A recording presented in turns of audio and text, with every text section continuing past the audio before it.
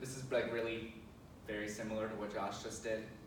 Just how to prevent against DDoS, but it's not an actual demo. Oh yeah.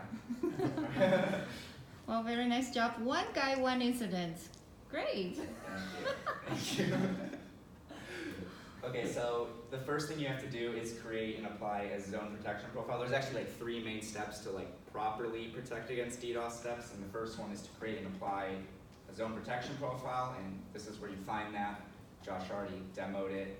So these defend each zone based on the aggregate traffic entering to the ingress zone, and it can protect against flood attacks, port scans, and packet-based sniffing attacks.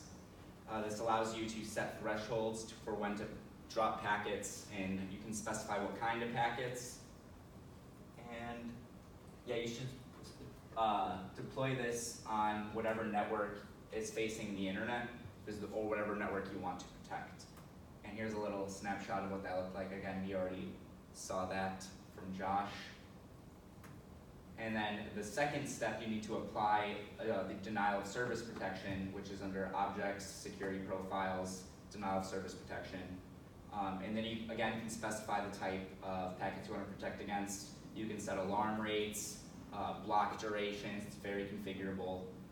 You also have to create the protection rules for the specific source, destination, port, all of that, and then you can also set alarms based on that if you want to like actually block, or if you want to suspend, or if you want to restart, and whatnot.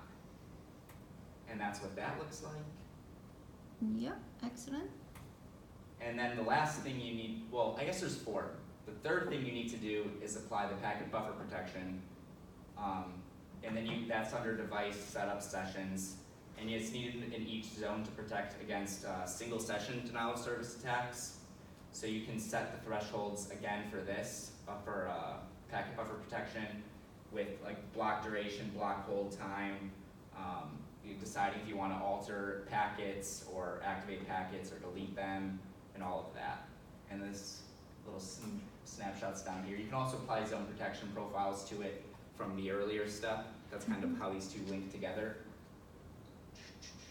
And the last thing you need to do is attach the vulnerability protection profile to all the security policy allow rules that you want the vulnerability protection on.